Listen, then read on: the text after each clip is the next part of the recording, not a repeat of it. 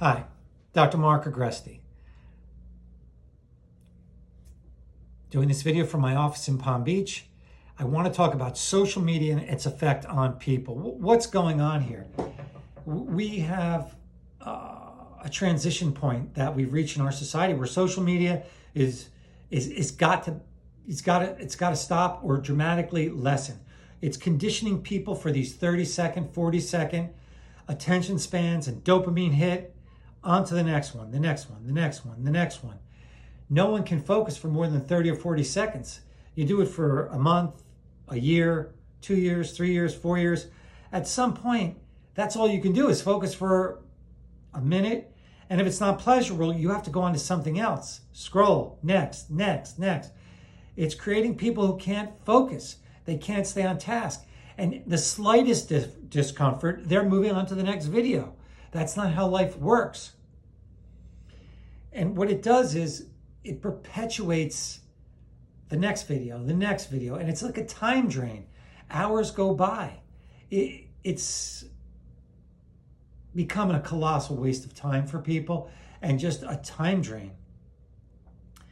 And also, the shortness of the video is a problem, but the focus of the videos, it seems that whether you're on Twitter, X, Instagram, Facebook, TikTok, the algorithm only gives you the videos that can keep your attention and keep you scrolling. So your focus, the input, the information coming into you becomes very narrowed. So the sum of your experiences is what we becomes very narrowed. And also all the time you're spending on this, your social skills do not improve. You're not learning to speak. You're not learning to interact with others. You're not socializing. You're not physical. Smell, taste, the physical presence of being with someone, the physicality of life is null and void. It's creating a hybrid reality where you have your real life and this alternate internet social media life. It's bizarre. And the social media life is as important, possibly more important than your real life. Another bizarre quality. And as you're sitting there and you're doing all the social media, are you getting sunlight? Are you getting exercise? Or you're just sitting? That's what you're doing. You're just sitting. You're getting out of shape. You're not getting sun. And what I've noticed is on social media, you don't like something, you immediately scroll to the next one. You don't like some picture, swipe left, swipe right, swipe up, down. You move on to something else. That's not life. You're no longer developing the skills for frustration tolerance. So when you deal with people, someone's causing frustration, you can't swipe them or turn them off or move away. You get frustrated and inappropriate behaviors occur. You become agitated, angry, loud.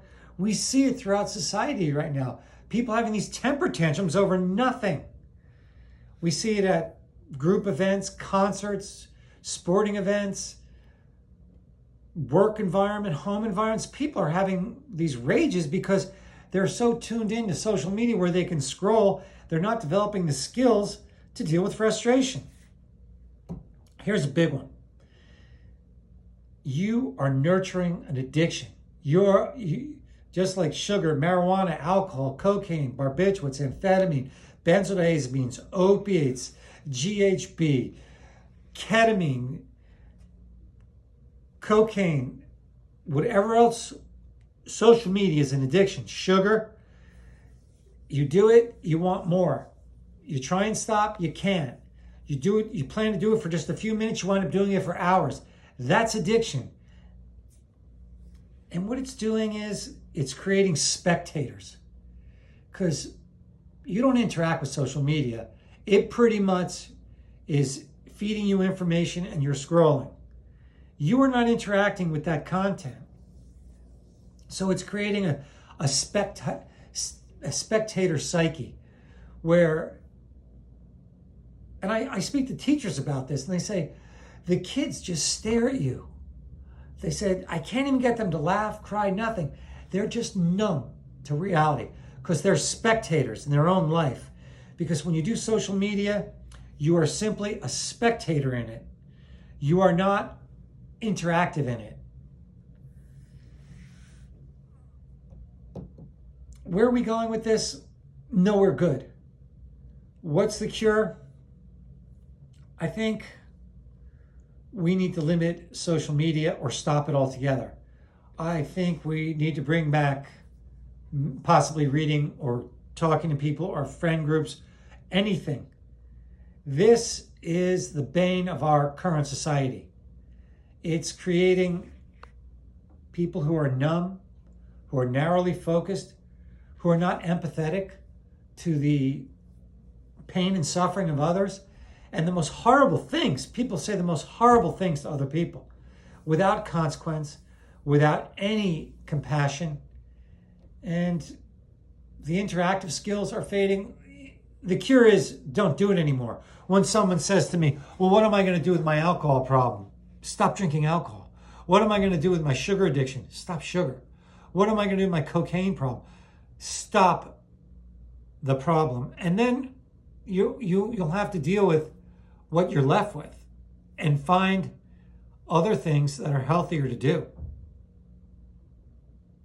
This is just a heads up out there. I'm very concerned about this, and I see it virtually in everyone I talk to. There's actually no one who I don't see it in. This is across all age groups. This is not specific to young people, old people. I actually think old people are worse in this. They're seem more addicted because I think the consequences of them and having to work are less. I'm seeing it in young people who don't work, old people, people at work. I'm seeing it across all age groups. It's everyone at this point.